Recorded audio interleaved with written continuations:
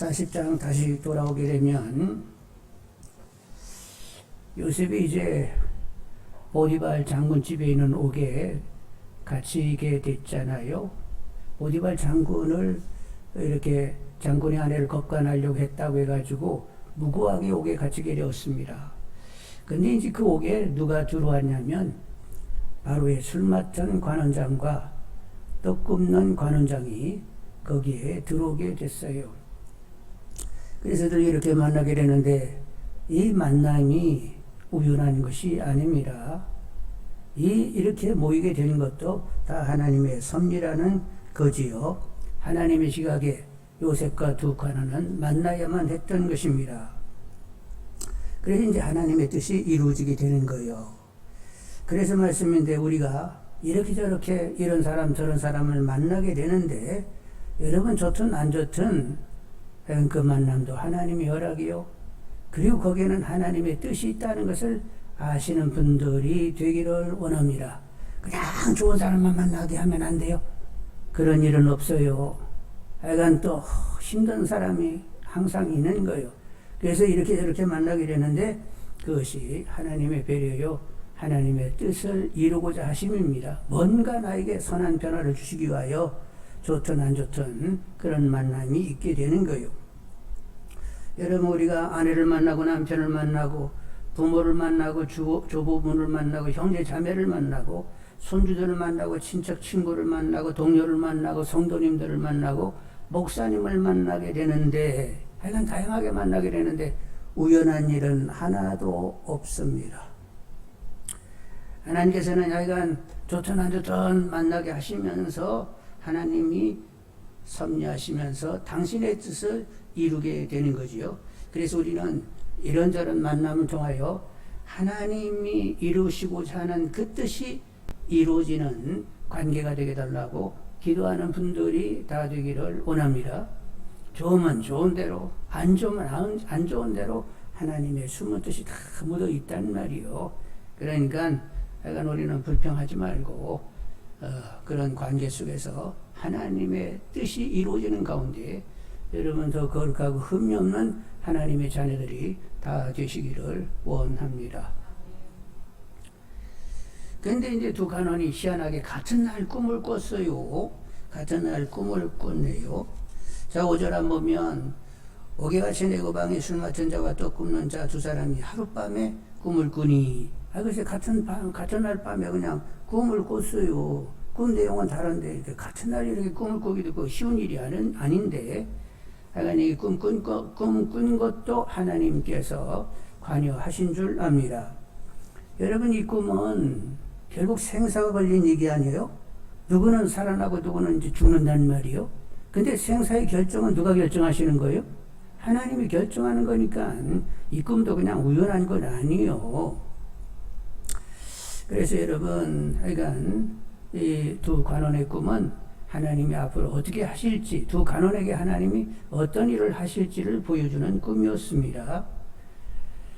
하여간 우리가 이제 나중에 우리도 이제 죽을 참인데 편안하게 죽을지 아니면 병들어 죽을지 아니면 자살할지 타살할지 아니면 순교할지 하여간 하나님의 허락 가운데 그런 일들이 진행이 된단 말이요.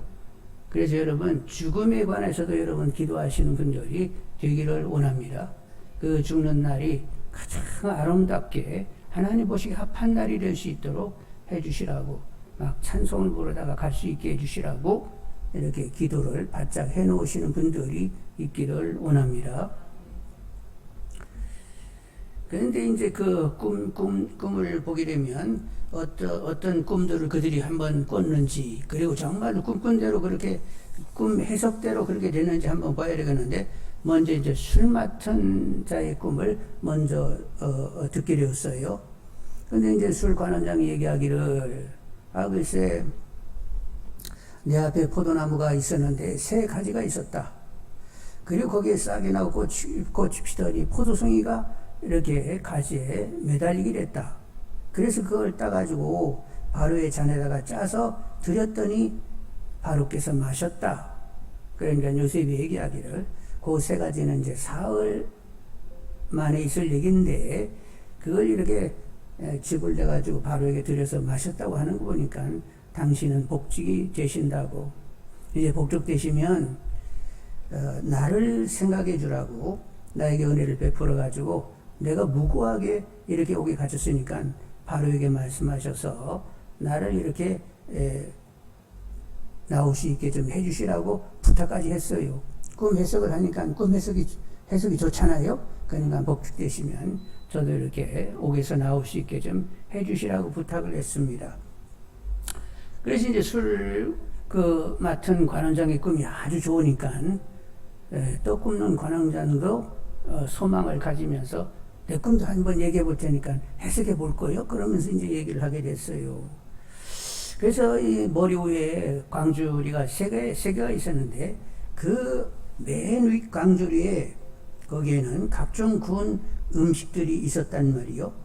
흰떡도 있었고 각종 구운 음식들이 있었는데 아이 새들이 날라와가지고는 그냥 톡톡톡톡 다 이렇게 쪼아 먹어버렸단 말이요. 그랬더니 이제 또 요셉이 해석을 하기를 사흘 만에 또 이제 바로의 불림이 있게 되는데 죄송하네요. 이제 우리 떡관원장님은 결국에는 나무에 달려가지고 새들이 당신을 쪼개 이렇게 뜯어먹게 될 것이라고 이렇게 해석을 해줬네요. 자, 그래서 이제 나중에 어떻게 됐죠?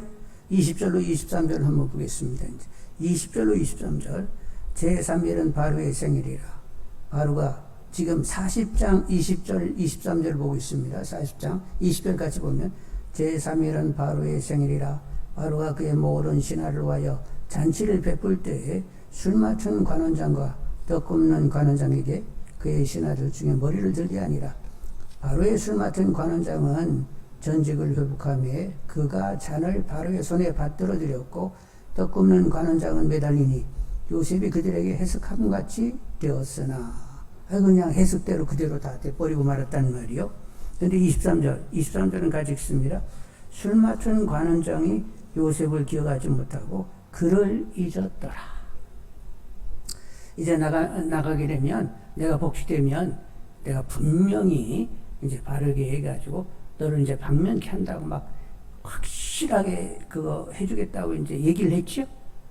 그런데 당신 나가고서는 깨끗이 잊어버렸다는 거요.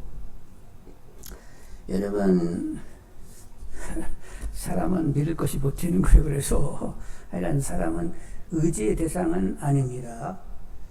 여러분, 사실 누가 누구를 도우려고 할 것 같으면 마음도 있어야지만 일단은 마음이 있어야 돼요. 누구를 도우려고 하면 마음이 있어야 되고 그 다음에 도울 능력이 있어야 됩니다. 근데 사람들은 마음은 있지만 능력이 없을 경우들이 허다단 말이요. 그리고 사람은 누군가 이렇게 은혜를 받게 되면 나름 기억하려고는 하지만 누구에게 은혜를 받은 거 기억하기보다는 누가 나에게 서운한 것을 더 훨씬 곰씹으면서 기억한다는 걸 여러분 아시길 바랍니다. 예? 서운한 얘기는 막 곰씹고 또 끄집어내서 막 곰씹고 그 썩을 아이고 여기 내가 왜 이러는지 모르겠네. 그러면서 막 그러는데 누가 나한테 이렇게 은혜를 베풀었으면 그걸 그렇게 기억하지 못해요. 저도 이제 요즘 우리 교회에서 이렇게 돕는 교회들이 있잖아요. 이제 노회에서 봉안교에서는 이런 교회를 좀 도와줬으면 좋겠습니다 하고 이렇게 명단을 우리에게 주면 우리는 이제 그 도와야 할 이렇게 이제 전라북도라든가 저쪽 영주라든가 목포의 교회들을 이렇게 도라는 교회들을 돕게 되거든요. 근데 이렇게 도와주게 되면 그래도 우리는 우리 나름대로는 그래도 돕는다라고 그래도 이렇게 신경 쓰는데 그러면 도움을 받는 쪽에서는 한마디 아이고 도와주셔서 감사합니다. 문자라도 이렇게 보내면 안 돼요?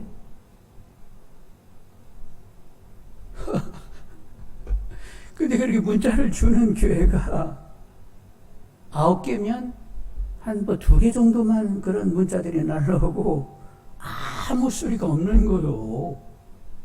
그래가지고 참 희한하네. 아니 그럼 뭐 이렇게 어느 교회에서 돕는다는 것이 분명히 이렇게 이렇게 알려져가지고 이렇게 가게 되는데, 그러면 고맙다고 한마디 문자라도 날려야지 그냥 아무 소리 없다니까.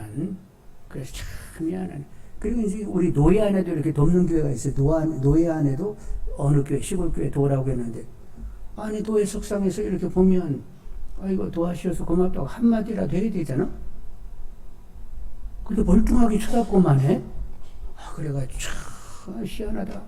하여간 사람은 은혜를 받은 것을 그렇게 깊이 생각하지 못하고 서운한 것만 그렇게 그냥 사람들은 그렇게 생각을 많이 한단 말이요. 그래가지고 하여간 사람은 그렇게 의지의 대상이 아니라는 말이요. 그래서 성경에는 누구도 의지하지 말고 너 자신도 의지하지 마로. 오직 범사에 하나님만 인정해. 이렇게 말씀을 하신다는 말이요. 아멘이시죠? 예. 사람은 그렇게 의지의 대상은 아니에요. 그냥 서로 사랑을 나누면 그걸로 된 것이고, 뭐 의지할 것은 아니에요. 의지할 분은 누구밖에 없다고? 약속하시고, 그냥 깨끗이 실천하시는 하나님. 그리고 무한한 능력을 가신, 능히 도우실 수 있는 그 하나님만 의지하는 분들이 다 되기를 원합니다. 그래서 시편 121편 1, 2절에 내가 산을 향하여 눈을 들리라. 나의 도움이 어디서 올까? 나의 도움은 뭐를 지으신? 천지를 지으신 여호와께서로다. 천지를 지으신 그분만이 진정 나의 도움. 아들까지 희생하신 그분만이 진정 도울 마음을 가지신 분이니까 하여간 하나님만 의지해야 된다고 이렇게 말하고 있단 말이요. 그래서 범사에 하나님 얼굴만 구하며 사시는 분들이 다 되기를 원합니다. 저 잘 몰라서 그런지 하나님 여러분 쳐다보니까 막 하나님 얼굴 막 잘생겼어요? 못생겼어요? 몰라? 모르지. 얼굴이 막 해보다도 더 밝게 빛나니까 그냥 밝다는 생각밖에는 못하지, 뭐 잘생기고 못생기고는 우리가 판단할 수는 없어요. 근데 하여간 해보다도 더 밝은 영광의 몸체를 가신 하나님만 쳐다보면서 그분만 의지하며 그분의 품 안에서 사시는 분들이 다 되기를 원합니다. 우리는 모태로부터 태어날 때 하나님 품에 안겼고 그분이 품고 노년에 이를 때까지 내내 사신다는 거요. 그러니까 나 하나님의 품에 있어 하면서 하나님만 의지하며 하나님으로 사시는 분들이 다 되기를 원합니다. 그런데 아까 술관원이 나 복직하면 너 일을 꼭 챙겨가지고 이렇게 이제 옥에서 나오게 해줄게 이렇게 얘기하고는 가가지고 깨끗이 잊어버렸다고 했죠. 근데 사실은 있게 하신 분이 하나님이셔. 네? 왜 그랬을까요? 2년 후에 누가 꿈을 꿔요? 바로가 꿈을 꾸잖아요. 바로가 꿈을 꿔. 그래서 이제 잊어버려가지고 요셉을 끄집어내지 못했는데, 만일 그때에 생각나가지고 이내 요셉을 꺼내줬으면 요셉은 어디로 가요? 아버지 계신 가나안으로 갔겠죠? 그런데 거기 가서 살게 되는데, 그래서 이제 바로가 꿈을 꾸게 되면 꿈을 꿨다. 근데 누구도 해석을 못한다. 그러면서 또 요셉을 부르러 사람을 보내야 되겠죠? 그래서 요셉은 또 내려와야 되겠죠? 근데 하나님은 앞을 내다보세요? 못 보세요? 앞을 훤히 밝히 보시는 분이니까 이제 바로가 꿈꾸면 요셉이 가서 이렇게 해석을 해줘야 되는데, 뭐 이렇게 고향에 갔다가 내려오고 이럴 거 뭐 있어. 그냥 한 2년만 조금만 더 참어. 그래서 하나님이 참게 하시려고 술관원에게 깨끗이 잊어버리게 만든 거요. 하여간 우연한 일은 하나도 없다니까. 누가 다 그 일을 주장하신다고요? 암대로 훤히 하나님 보시거든. 누구도 보지 못하는데 하나님은 다 보시기 때문에 앞에 있어질 일을 보시면서 이렇게 술관은 깜빡하게 만들어 놓고는 이는 휙 가버리게 만드시게 되었단 말이요. 그래서 이제 결국은 이렇게 이제 2년의 시간이 이렇게 그냥 가게 되는데, 여러분 요 2년 동안 내내 이렇게 이제 또 나 끄집어내 준다고 하더니 그걸 그냥 싹 잊어버리고 인간 이렇게 하면 불평했을까요? 요셉이? 영적으로 짧으면 불평했을 것이고 영적으로 승했으면 다 하나님의 이유가 있는 거야. 이렇게 깨끗이 잊어버리고 나를 기억하지 못하는 것도 하나님의 무슨 뜻이 있는 거지. 그래서 범사에 감사한다, 감사하지 않는다? 하나님을 제대로 아는 사람은 내가 바라는 대로 되고 안 되고 아무 상관도 없어요. 그냥 하나님은 나에게 언제나 최선이셨어. 내가 원하는 일이 안 돼도 그분은 항상 최선이었던 거예요. 예? 당장 나오는 것도 좋지만 2년 후에 이렇게 나오게 되는 것도 그러니까 그건 하나님의 최선이요. 그러니까 내가 판단해가지고 하나님은 뭐 차선이고 뭐 어쩌고 쓸데없는 소리 하지 말고 하나님 무조건 나에게 최선이다. 이렇게 인정하는 분들이 다 되기를 원합니다. 모든 것이 합력하여 다 선이 되게 하시는 분이요. 그러니까 하나님은 다 하여간 최선이다. 이렇게 인정해 드리는 분들이 다 되기를 원합니다. 그러니까 하나님은 항상 나에게 최선이니까 하나님의 지혜와 선과 신실을 믿으면서 항상 기쁨과 감사와 평강과 소망으로 살아가시는 분들이 다 되기를 원합니다. 어떻게 그럴 수 있어요? 아니 또 쓸데없는 생각 키우지 말고 아니 성경이 말씀하시기를 항상 기뻐하고 범사에 감사하고 하여간 소망 중에 하나님을 바라보라고 했으면 그러면 되는 거지. 또 무슨 토를 달라고 하느냐는 말이요. 그냥 말씀이면 말씀인 거지. 하여간 말씀으로 삶을 살아내시는 분들이 다 되기를 원합니다. 근데 여러분, 이제 최선이라는 말을 여러분에게 나누게 되는데, 인간 판단 가지고 뭐 최선이니 아니니 이렇게 얘기할 수가 없는 거예요. 하나님은 우리들의 악까지도 허용하시는 분입니다.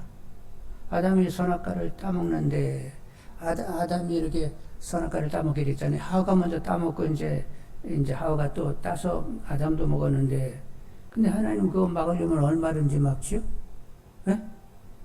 선악과를 이렇게 따먹으려고 한다. 근데 하나님이 저게 뭐 하는 짓이요? 하나님 한번 손 탁 치면 그냥 손모가지 날아가면서 아이고 왜 이렇게 나 말을 겁나게 하는지 모르겠네. 하나님 뭐 하와가 못 따먹었을 거 아니요. 하나님은 얼마든지 막을 수 있는데 막지 않으셨어요. 그래놓고는 어떻게 하셨다고?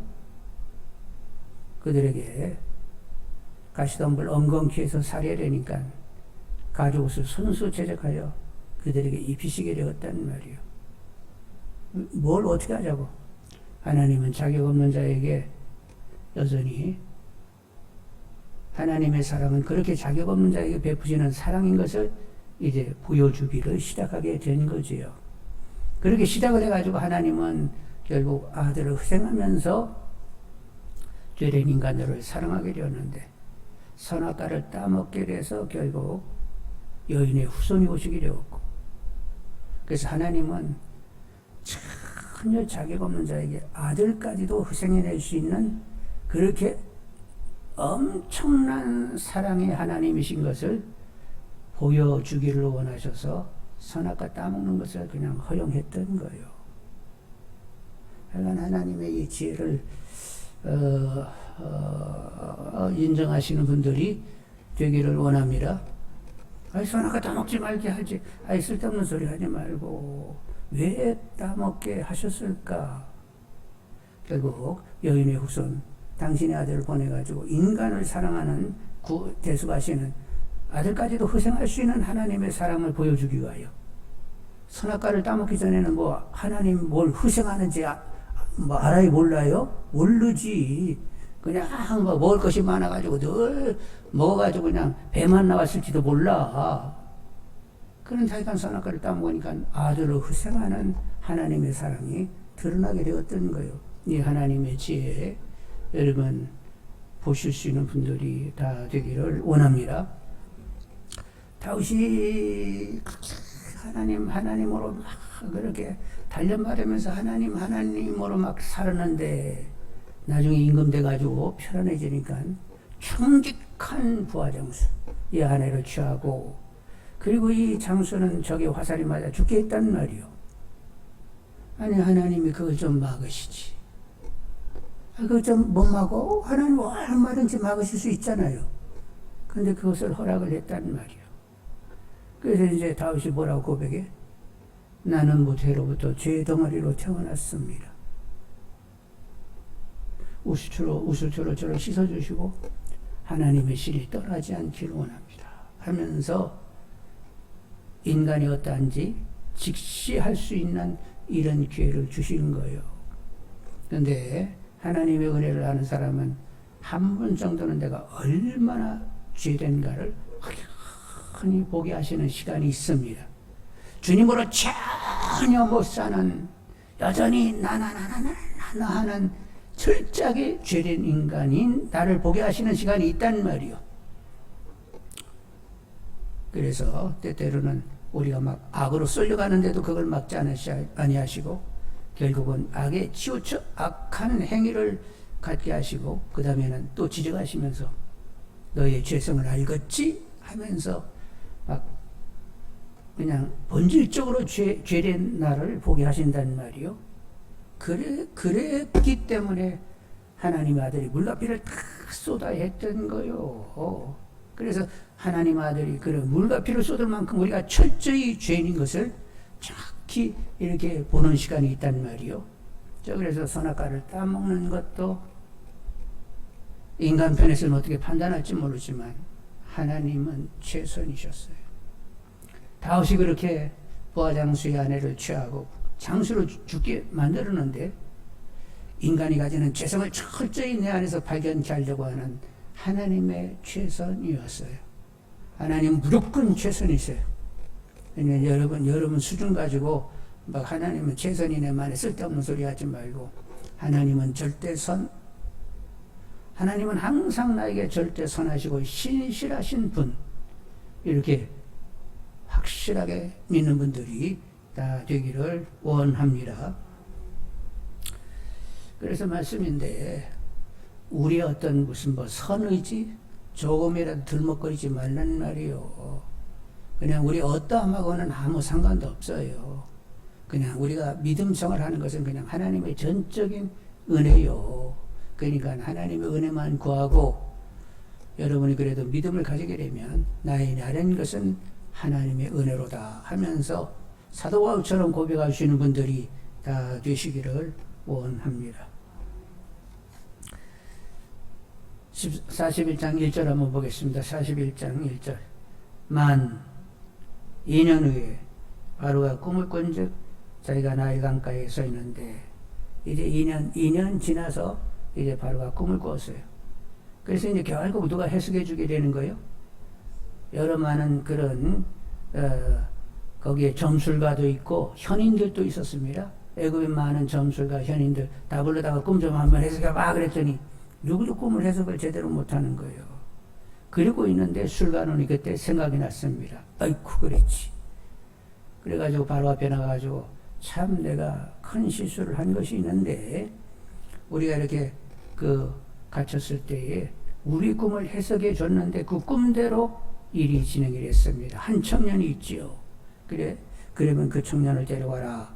그래가지고 요셉이 옥에 있다가 수염 깎고 이제 옷을 깨끗이 이렇게 걸쳐 입고 바로에 나가게 되었어요. 그리고 꿈을 말씀하시게 되면 하나님께서 편안하게 해석해 주실 것입니다. 그래가지고 이제 얘기했는데 내용은 뭐요? 7년 풍년 있다가 7년 흉년이 오게 되니까 풍년 때 5분의 1씩 계속 곡식을 모았다가 그 다음에 그것을 풀어내면 되겠습니다 하고 이렇게 설명을 하게 되었어요. 그랬더니 이 얘기를 다 들은 다음에 37절을 보시도록 하겠습니다.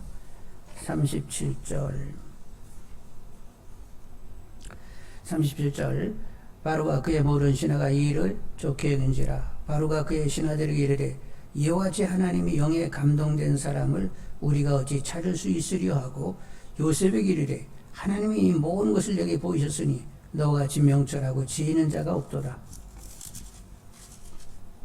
너는 내 집을 다스리라. 내 백성이 다 내 명령에 복종하리니 내가 너보다 높은 것은 내 왕자뿐이니라 하면서 이제 총리 대신이 되게 되었어요. 나이 몇 살에? 30에 17살에 애굽에 내려가가지고 보디발 장군집에서 이렇게 종살이 이제 13년 하다가 결국에는 총리가 되게 되었는데, 이제 바로가 이렇게 요셉을 총리로 이렇게 시켰는데 뭘 보면서 그렇게 했다는 거예요?